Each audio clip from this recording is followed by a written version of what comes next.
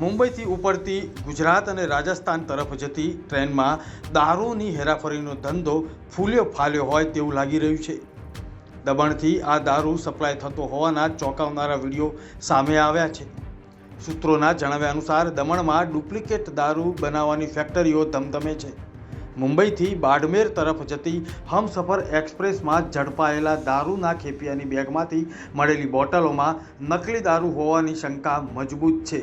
કારણ કે મુસાફરોનું માનવું છે કે બોટલોને જોતા જ ખ્યાલ આવી જાય છે કે આ બોટલ અને दारू नकली है। कितना माल है? माल कितना है? ये बड़ी पेटी यानी कितने लाख का हुआ? कितना लाख का कितने का हुआ? 7,000। 7,000 का माल है। अभी क्या होएगा? आगे पकड़ेगा तो क्या होएगा तेरे को? जेल होएगी। कितना दिन से लाता है? कितना दिन से लाता है? मैं अभी नया में आया। नया आया। माल किसका है? शिवा शिवा गुजराती है? किधर का है? वापी का। આ નકલી દારૂ લોકોના સ્વાસ્થ્ય સાથે સીધો ખેલ કરે છે અને વધુ એક લઠ્ઠાકાંડની તંત્ર રાહ જોતું હોય તેવું લાગી રહ્યું છે। સવાલ એ થાય છે કે શું રાજ્યમાં દારૂબંધી માત્ર કાગળ પર જ સીમિત છે?